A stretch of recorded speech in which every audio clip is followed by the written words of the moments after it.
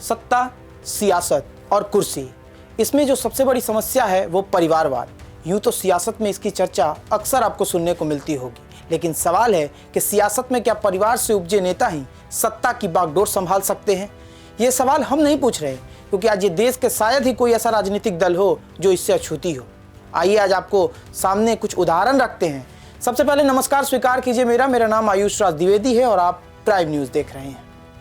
परिवारवाद शब्द में ही एक विशेष परिवार की बागडोर की बात नजर आती है। देश की सियासत में सबसे पहले परिवारवाद का आरोप लगा तो वो सबसे पुरानी पार्टी कांग्रेस थी। बीजेपी ने हमेशा से कांग्रेस के ऊपर सबसे ज्यादा इसी मुद्दे को लेकर आक्रामक रही है। सवाल ये है कि अब तक कांग्रेस के तमाम अध्यक्षों की सूची को देखेंगे तो उनमें 6 एक ही परिवार के अध्यक्ष नजर आएंगे, यानी गांधी परिवार के अंदर का परिवारवाद साफ और स्पष्ट आपको नजर आएगा। चलिए अब आपको यूपी ले चलते हैं। यूपी के परिवारवाद के बारे में बताते हैं। समाजवादी पार्टी उत्तर प्रदेश की मुख्य विपक्षी पार्टी और विधानसभा में जीत की पूरी कोशिश में लगी है। मुलायम सिंह यादव के बाद उनके बेटे अखिलेश यादव इस पार्टी से मुख्यमंत्री बन चुके हैं। साथ में यादव परिवार से जुड़े कई सदस्य सांसद और विधायक रह चुके हैं। यही नहीं, परिवार से जुड़े कई अन्य सदस्य भी स्थानीय स्तर पर अहम पद संभाल चुके हैं। मुलायम सिंह के भतीजे धर्मेंद्र यादव से लेकर उनके पोते तेज प्रताप यादव तक सांसद हैं।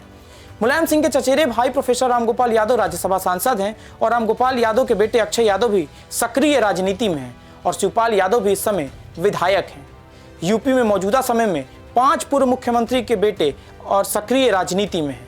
यही हाल बिहार की सियासत में भी है, जहां एक तरफ बीजेपी और नीतीश कुमार लगातार लालू यादव के परिवार के ऊपर जातिवाद और परिवारवाद होने का आरोप लगाते आई है, लेकिन सच्चाई तो यह है कि एनडीए के ही कई घटक दल खुद इसके आगोश में हैं।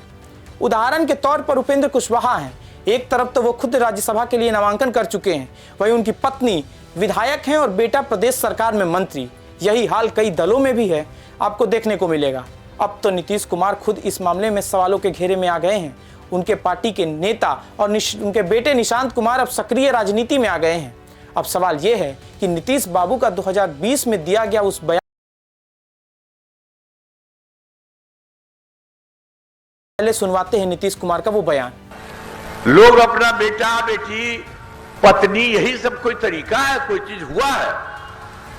हर जगह नहीं काम हुआ। अभी और भी कुछ जगहों पर हम बता देंगे कि आपको एकदम बुरा हाल है। तो ये सब कुछ करता रहता था, आप समझते हैं। तो वही उसके बाद जब हम लोगों की सरकार आई तो शुरू से ही बिहार के विकास का काम हो रहा है।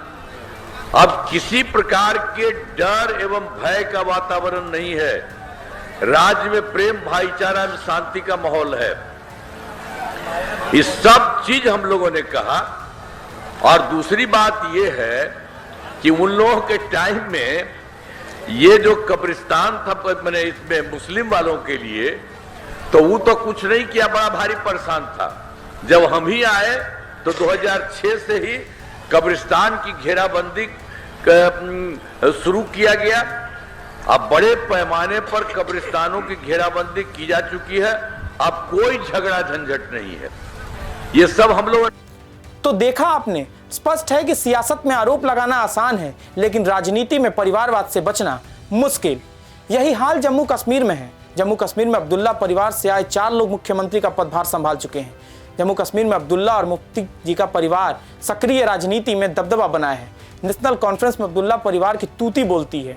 यह ऐसा परिवार है जहां 4 लोग इस केंद्र शासित प्रदेश और राज्य की सत्ता संभाल चुके हैं। वर्तमान में नेशनल कॉन्फ्रेंस के नेता उमर अब्दुल्ला जम्मू कश्मीर के मुख्यमंत्री बनने वाले प्रमुख नेता थे। इनके पिता भी उस प्रदेश की सत्ता की बागडोर संभाल चुके हैं। उमर के दादा शेख अब्दुल्ला, जिन्हें शेर कश्मीर कहा जाता था, पहले कश्मीर के प्रधानमंत्री बने, फिर नेशनल कॉन्फ्रेंस की स्थापना की और इस परिवार से जम्मू कश्मीर के पहले मुख्यमंत्री बने। दादा, पिता और पुत्र के अलावा इस परिवार से एक और सदस्य मुख्यमंत्री बना, फारूक अब्दुल्ला के बहनोई गुलाम मोहम्मद शाह, जिन्होंने 1980 के दशक में मुख्यमंत्री के तौर पर काम किया। पंजाब और हरियाणा उन राज्यों में शामिल है जहां राजनीतिक विरासत का इतिहास काफी पुराना रहा है। पंजाब की सियासत में बादल परिवार का दबदबा कई दशकों से कायम है। शिरोमणि अकाली दल के संस्थापक प्रकाश सिंह बादल 4 बार पंजाब के मुख्यमंत्री रह चुके हैं और इस बार 95 साल की उम्र में भी वो उनके बेटा सुखबीर सिंह बादल पार्टी के प्रमुख नेता भी रहे हैं और केंद्र सरकार में मंत्री भी रह चुके हैं। सुखबीर सिंह बादल की पत्नी हरमीत कौर बादल लोकसभा सांसद रह चुकी हैं और मोदी सरकार में भी वो मंत्रालय को संभाल चुकी हैं। हरियाणा में भी राजनीतिक विरासत वाली कई पार्टियां हैं। यहाँ पर चौटाला परिवार और देवीलाल परिवार अपनी राजनीतिक विरासत के लिए जाना जाता है। इंडियन नेशनल लोकदल के मुखिया और पूर्व मुख्यमंत्री ओम प्रकाश चौटाला के पोते दुष्यंत चौटाला इस समय राज्य में उप मुख्यमंत्री का पदभार संभाल रहे हैं। ओम प्रकाश चौटाला के पिता देवीलाल चौधरी 2 बार मुख्यमंत्री रहे हैं। चौटाला परिवार राजनीति में खासा सक्रिय रहा है। दोनों विधानसभा और लोकसभा चुनाव जीत चुके हैं। इंडियन लोकदल की स्थापना चौधरी देवीलाल ने अक्टूबर 1996 में हरियाणा लोकदल कांग्रेस के नाम से की थी। फिर देवीलाल के निधन के बाद पार्टी में पारिवारिक विवाद शुरू हो गया। दुष्यंत ने पार्टी से अलग होकर 2018 में जननायक जनता पार्टी का गठन कर लिया। झारखंड में सोरेन परिवार का दबदबा। प्रधानमंत्री अपने इंटरव्यू में झारखंड का भी जिक्र कर चुके हैं। यहाँ पर झारखंड मुक्ति मोर्चा में परिवारवाद काफी आपको हावी नजर आएगा। पार्टी संस्थापक और अध्यक्ष शिबू सोरेन 3 बार राज्य के मुख्यमंत्री रह चुके हैं और सत्ता में लौटने के बाद बेटे हेमंत सोरेन वर्तमान में प्रदेश की सियासत की कमान संभाल रहे हैं। हालांकि शिबू सोरेन का कुछ महीने पहले ही देहांत हो गया था। शिबू का बेटा दुर्गा सोरेन, जिनकी 2009 में सड़क हादसे में मौत हो गई थी, और उनकी पत्नी अभी मौजूदा विधायक हैं। कर्नाटक में देवगौड़ा परिवार का दबदबा भी बहुत खासा रहा है। दक्षिण की सियासत में सबसे कामयाब राजनीतिक परिवार रहा है। इस परिवार को राजनीतिक और स्थानीय स्तर पर पिता पुत्र की पार्टी भी कहा जाता है।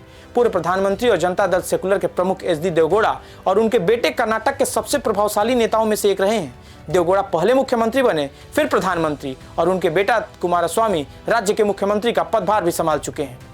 जनता दल सेकुलर के नेता रावल अपने पारिवारिक राजनीति को इस वक्त आगे बढ़ा रहे हैं। आंध्र प्रदेश, तेलंगाना में राजनीतिक विरासत। दूसरी ओर दक्षिण भारत की चर्चित राजनीतिक पार्टी तेलुगु देशम पार्टी यानी टीडीपी, तेलुगु देशम पार्टी के संस्थापक नंदमूरी राव, जिन्होंने एनटीआर के नाम से भी जाना जाता है, तीसरी पीढ़ी है और राजनीति में सक्रिय हैं और परिवार से जुड़े 2 लोग मुख्यमंत्री रह चुके हैं। एनटीआर ने 1982 में टीडीपी की स्थापना की और साल 1983 में वो मुख्यमंत्री बने। अविभाजित आंध्र प्रदेश में इस शीर्ष पद पर 3 बार काबिज रह चुके हैं। अब बात उस परिवार की करते हैं जिन्होंने दक्षिण भारत का समाजवादी पार्टी कहा जाए तो गलत नहीं होगा।